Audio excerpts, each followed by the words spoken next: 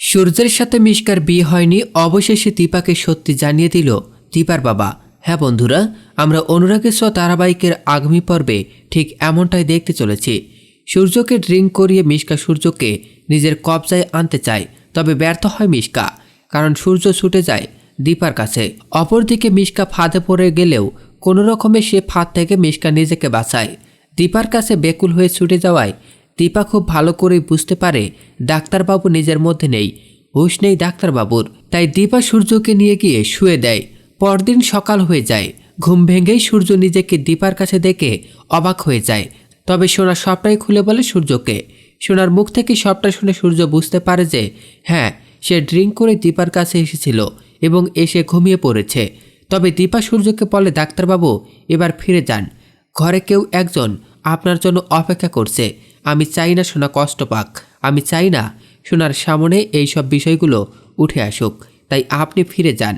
সূর্য আবার অভিমান করে দীপার ওপর। মনে মনে ভাবে, তুমি কি ভাবছো দীপা, আমি তোমাকে ছেড়ে অন্য কাউকে বিয়ে করেছি, অন্য কারোর সাথে সংসার করছি? না দীপা, তুমি ভুল করছো, ভুল ভাবছো। তবে আমিও তোমার ভুল আর ভেঙে দিব না দীপা। আমার কোনো দায় নেই, কারণ তুমি আমাকে ঠকিয়েছ।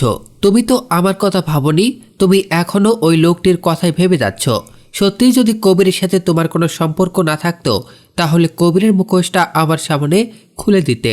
তুমি বলতে কবির তোমাকে ঠকিয়েছে, কিন্তু তুমি কখনো সেই কথাটি বলনি দীপা। অভিমান করে সূর্য ওখান থেকে বাড়ি চলে যায়। তবে দীপাকে ফোন করে লাবণ্য সেনগুপ্ত এবং দীপার বাবা দুজনেই জানায় আজ দীপার বাবার বাড়িতে একটা পুজো আছে এবং সেখানে সোনাকে নিয়ে যাওয়ার কথা। যথারীতি সেখানে সোনাকে নিয়ে যায় দীপা। অপরদিকে সূর্য, লাবণ্য সবাই যায় সেখানে। অধীর আগ্রহে বসে থাকে দীপার বাবা, কখন দীপা আসবে। লাবণ্যর সাথে রূপা আর দীপার সাথে সোনা ও বাড়িতে যাওয়ার পর দীপার বাবা মনে মনে ভাবে, কি সোনার পরিচয়, কে সোনা, কেন আমার মনে হয় ও আমার দীপার সন্তান। শুধু রূপা নয়, সোনাও আমার দীপার মেয়ে কেন মনে হয়? উত্তর খুঁজতে মরিয়া হয়ে থাকে দীপার বাবা। তবে দীপা তার বাবাকে পেয়ে বেকুল হয়ে ওঠে। যখন দীপা আর দীপার বাবা কথা বলে, তখন সোনা এসে ফুলমা ফুলমা বলে দীপাকে ডাকতে থাকে। অপরদিকে রূপাও তার মাকে পেয়ে খুব খুশি হয়। দীপার বাবা দীপাকে বলে, দেখ মা, শুধু রূপা নয়, আমার কেন জানি না মনে হয় ওই সোনাও তোর সন্তান। কেন বলতো? দীপা তার বাবাকে বলে, এসব তুমি কি বলছো বাবা?